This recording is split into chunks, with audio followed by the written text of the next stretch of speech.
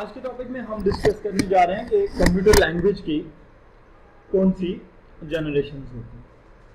जैसे कि कल के टॉपिक में हमने डिस्कस किया कि प्रोग्रामिंग लैंग्वेज होती है, ठीक है। प्रोग्रामिंग लैंग्वेज क्या है जी? वो सॉफ्टवेयर जो यूजर और कंप्यूटर के दरमियान कम्युनिकेशन के लिए इस्तेमाल हो, उसको हम क्या कहते हैं? प्रोग्रामिंग लैंग्वेज कहते हैं। या वो सॉफ्टवेयर जिसकी मदद से हम प्रोग्राम करें, हम सॉफ्टवेयर्स बनाएं, उसको हम क्या कहते हैं? ये क्या है? प्रोग्रामिंग लैंग्वेज है। जैसे कंप्यूटर की 5 जनरेशन हैं, कंप्यूटर की प्रोग्रामिंग लैंग्वेजेस की भी 5 ही जनरेशन है। 1GL, 2GL, 3GL, 4GL और 5GL। फर्स्ट जनरेशन यानी 1GL, ये 1955 से 1960 में ये लैंग्वेजेस इंट्रोड्यूस की गई। फर्स्ट जनरेशन की लैंग्वेजेस में तो कहा जाता था जी generation of machine language. Machine language का मतलब है वो जनरेशन जिसमें कंप्यूटर की अपनी लैंग्वेज में प्रोग्रामिंग की जाए। अब कंप्यूटर की अपनी लैंग्वेज क्या है? 0 और 1, fully understandable to computer, near to computer है, लेकिन not understandable to a user, यानी इसे आम यूजर नहीं समझते। इसलिए इसे कहा गया ये लो लेवल प्रोग्रामिंग लैंग्वेज। सबसे फास्ट प्रोग्रामिंग लैंग्वेज यही थी, ठीक है, क्योंकि कंप्यूटर के लिए अंडरस्टैंडेबल थी, ह्यूमन के लिए मुश्किल थी। इसलिए इंसानों ने क्या किया जी? इसमें मजीद काम किया और इसको ह्यूमन अंडरस्टैंडेबल बनाने के लिए अगली जनरेशन में किए। तो फर्स्ट जनरेशन की लैंग्वेज के लिए किसी भी किस्म के लैंग्वेज ट्रांसलेटर प्रोग्राम की जरूरत नहीं। यहाँ पर हमारे पास, जैसे हमने अभी डिस्कस किया थी, लैंग्वेज ट्रांसलेटर। लैंग्वेज ट्रांसलेटर क्या होता है कि ये वो प्रोग्राम होता है जो किसी ह्यूमन अंडरस्टैंडेबल कंप्यूटर लैंग्वेज के प्रोग्राम को मशीन अंडरस्टैंडेबल यानी कंप्यूटर अंडरस्टैंडेबल फॉर्मेट में कन्वर्ट करता है। मिसाल के तौर पे मैं उर्दू में बात नहीं कर रहा, मैं चाइनीज में बात कर रहा हूँ, तो अब आपको मेरी बात समझाने के लिए एक एडिशनल आदमी चाहिए होगा, ट्रांसलेटर, इंटरप्रीटर, जो क्या करेगा? मेरी लैंग्वेज को आपकी लैंग्वेज में कन्वर्ट करके आपके सामने बोलेगा, तो आपको मेरी बात समझ में आएगी। सिमिलरली जब हम प्रोग्राम करते हैं, कंप्यूटर से हम कम्युनिकेट करते हैं, तो हमें अपनी लैंग्वेज में हम बात करते हैं और उसको 0-1 में कन्वर्ट करने के लिए एक सॉफ्टवेयर चाहिए होता है, उसको लैंग्वेज ट्रांसलेटर कहते हैं। तो यहां पर तो लैंग्वेज ट्रांसलेटर की जरूरत ही नहीं थी। अब चलते हैं जी सेकेंड जनरेशन की तरफ। सेकेंड जनरेशन 1960 से लेकर 65 तक ये लैंग्वेजेस आई हैं। इस जनरेशन में जो लैंग्वेज थी उसे कहा जाता था असेंबली लैंग्वेज। असेंबली का मतलब क्या है कि इसके अंदर बाइट कोड के साथ साथ स्पेशल सिंबल्स को इंट्रोड्यूस किया गया, plus, minus, multiply, bracket, full stop, comma, इस टाइप की चीजें जो ह्यूमन अंडरस्टैंडेबल। अब क्या हो गया कि ये पार्शियली अंडरस्टैंडेबल हो गई, थोड़ी इंसान की समझ में आती थी और थोड़ी कंप्यूटर की समझ में आती थी। इसलिए सेकंड जनरेशन को कहा गया मिडिल लेवल लैंग्वेज। अब सेकंड जनरेशन का प्रोग्राम जब बनाया जाता था तो जाहिर बात है फुली अंडरस्टैंडेबल तो कंप्यूटर नहीं था, तो उसको कंप्यूटर के लिए अंडरस्टैंडेबल बनाने के लिए लैंग्वेज ट्रांसलेटर की जरूरत पड़ी। तो इसके साथ जो लैंग्वेज ट्रांसलेटर इंट्रोड्यूस किया गया उसका नाम था असेंबलर। फिर आ जाते हैं जी थर्ड जनरेशन। थर्ड जनरेशन को हम कहते हैं जी generation of high level language. High level languages कौन सी होती हैं? That are fully understandable to human, जिनको इंसान समझता है but not understandable to computer. अब इसमें क्या था? इसमें कॉमन फ्रेजेस इस्तेमाल हुए, do, while, if, else, for, print. अब ये अल्फाज के इंग्लिश के अल्फाज।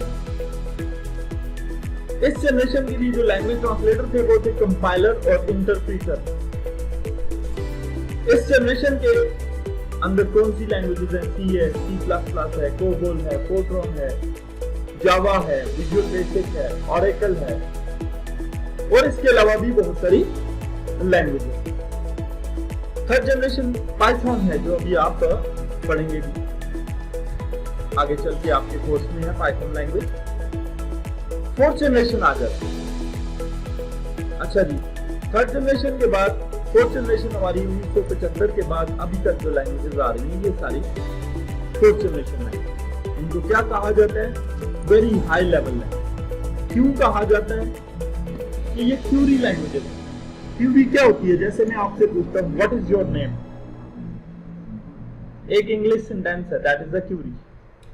ठीक है, हम कंप्यूटर से कहते हैं सिलेक्ट स्टैटिक फ्रॉम टैब, यानी कि एक टेबल के अंदर से सारे रिकॉर्ड सिलेक्ट करके हमें दिखाओ। अब ये सारे का सारा क्या इंग्लिश लैंग्वेज में लिखा हुआ है। ठीक है, तो ऐसी लैंग्वेज को वेरी हाई लेवल लैंग्वेज कहते हैं, जो हाईली अंडरस्टैंडेबल टू ह्यूमन होती है। अब इन लैंग्वेजेस में भी कंपाइलर और इंटरप्रीटर नाम के लैंग्वेज ट्रांसलेटर्स का इस्तेमाल किया गया। फोर्थ जनरेशन की लैंग्वेजेस में आपके पास ऑरेकल है, एसक्यूएल सर्वर है, कोड फ्यूजन है, सीएसएस है, और VB.NET है, Java.NET है, ASP.NET है, JSP.NET है, बहुत सारी लैंग्वेजेस। उसके बाद आ जाता है फिफ्थ जनरेशन, AI लैंग्वेज जिसे कहा जाता है, आर्टिफिशियल इंटेलिजेंस लैंग्वेज, अभी अंडर प्रोसेस है। इस लैंग्वेज का फोकस क्या है, ये क्या लाना चाहते हैं? तो इसके बारे में कंप्यूटर साइंटिस्ट ये कहते हैं कि जब ये लैंग्वेज इंट्रोड्यूस होगी तो कोई भी प्रोग्रामर इस काबिल हो जाएगा कि वो अपनी मदर लैंग्वेज में कंप्यूटर के साथ कम्युनिकेट करेगा। मिसाल के तौर पे आप उर्दू में काम करते हैं तो आप उर्दू में कंप्यूटर को इंस्ट्रक्शन देंगे और सॉफ्टवेयर बनाने के काबिल हो जाएंगे। ठीक है, इस जनरेशन पे अभी काम हो रहा है। अच्छा जी, लैंग्वेज ट्रांसलेटर के बारे में हमने ड्यूरिंग द टॉपिक भी डिस्कस किया, थोड़ा सा मजीद तफसील में चले जाते हैं। तो अभी हमने बात की कि लैंग्वेज ट्रांसलेटर वो प्रोग्राम होता है जो किसी भी ह्यूमन अंडरस्टैंडेबल कंप्यूटर लैंग्वेज के प्रोग्राम को मशीन लैंग्वेज यानी कि 0-1 में कन्वर्ट कर सकता है। तो हमारे पास तीन ही लैंग्वेज ट्रांसलेटर अभी तक इंट्रोड्यूस हुए हैं, असेंबलर, कंपाइलर, इंटरप्रीटर।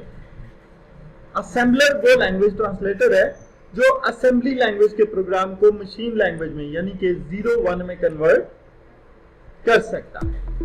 ठीक है, असेंबलर सबसे फास्ट लैंग्वेज ट्रांसलेटर है क्योंकि असेंबली लैंग्वेज के साथ इंट्रोड्यूस किया गया था। Assembly language near about machine language ही है, यानी कि मशीन लैंग्वेज के करीब करीब है। ठीक है, इसलिए असेंबलर बहुत पॉपुलर भी हुआ, लेकिन बाकी लैंग्वेजेस के लिए इसे इस्तेमाल नहीं किया जा सकता, इसलिए आजकल इसका कोई भी हमें एडवांटेज नहीं। फिर आगे कंपाइलर। कंपाइलर कौन सा लैंग्वेज ट्रांसलेटर होता है जो किसी हाई लेवल लैंग्वेज के प्रोग्राम को मशीन लैंग्वेज में कन्वर्ट करता है। कंपाइलर में क्या खूबी है कि ये पूरे का पूरा प्रोग्राम एक ही दफा पूरे प्रोग्राम को क्या कर देता है, मशीन लैंग्वेज में कन्वर्ट कर देता है। कंपाइलर किस लैंग्वेज के साथ इस्तेमाल होता है? सी के साथ, C++ के साथ, जावा के साथ, फोर्ट्रन के साथ, कोबोल के साथ। ठीक है, अब बात करते हैं इंटरप्रीटर की। इंटरप्रीटर वो होता है जो किसी हाई लेवल लैंग्वेज के प्रोग्राम को line by line machine language में कन्वर्ट करता है। होता ये भी लैंग्वेज ट्रांसलेटर ही है। इंटरप्रीटर जो है वो कंपाइलर के मुकाबले में मच फास्टर है। ठीक है, जैसे ही प्रोग्रामर कोड करता है उस लाइन को ये पूरी तौर पर मशीन लैंग्वेज में कन्वर्ट कर देता है। जैसे पाइथन में आप प्रोग्रामिंग करेंगे तो आप एक ही लाइन लिखेंगे उसका रिजल्ट आएगा, दूसरी लाइन लिखेंगे उसका भी रिजल्ट आ जाएगा। ठीक है, फौरी तौर पर आपका प्रोग्राम क्या होता है, मशीन लैंग्वेज में कन्वर्ट होना शुरू होता है। तो ऐसे लैंग्वेज ट्रांसलेटर को हम क्या कहते हैं, ये कौन सा लैंग्वेज ट्रांसलेटर है? इंटरप्रीटर। पाइथन इस्तेमाल करती है, VB.NET इस्तेमाल करती है, Java.NET इस्तेमाल करती है, ASP और JSP.NET भी इस्तेमाल करती है। तो ये हमारा आज का छोटा सा टॉपिक हो गया कि कंप्यूटर लैंग्वेज ट्रांसलेटर किसे कहते हैं।